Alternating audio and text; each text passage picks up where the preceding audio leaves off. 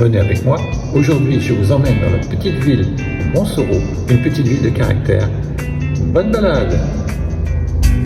La Loire, le plus long fleuve de France, traverse la commune, offrant des vues panoramiques et contribuant à la beauté naturelle de la région. Montsoreau est réputé pour ses charmantes ruelles étroites et pavées.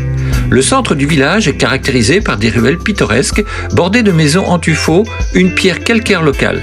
Ces ruelles ajoutent à l'atmosphère médiévale du lieu et invitent les visiteurs à se perdre dans le charme de ce petit village.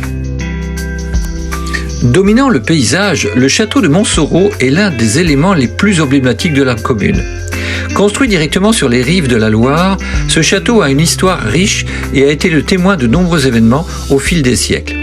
Il mêle des éléments médiévaux et de la Renaissance, ajoutant à son attrait visuel.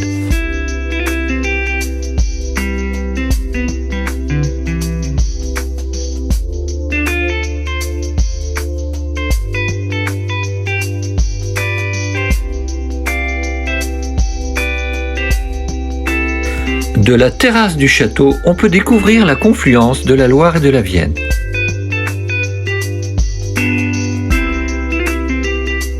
Un petit restaurant s'impose en cours de cette balade. Os à moelle avant, après, hareng pomme à l'huile, joues de porc, bavette, pavlova, fromage blanc cassis. En passant par les vignes, je vous emmène visiter le village de Candé-Saint-Martin et sa collégiale. Saint-Martin, également connu sous le nom de Martin de Tours, était un évêque du IVe siècle et l'un des saints les plus vénérés du christianisme occidental. Né en Pannonie, moderne Hongrie, en 316, il s'enrôla dans l'armée romaine.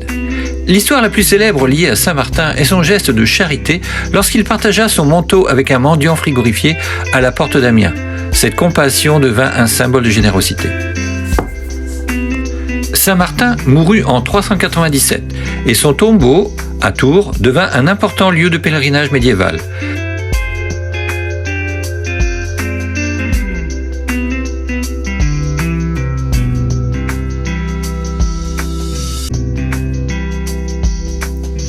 Ainsi se termine notre balade sur les bords de la Loire. J'espère que vous aurez apprécié et je vous dis à très bientôt.